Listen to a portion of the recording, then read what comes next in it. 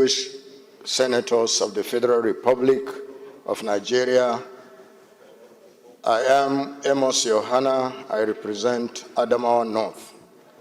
I rise to move a motion on the urgent need for intervention in the humanitarian crisis caused by the flooding in Adamawa North Senatorial District.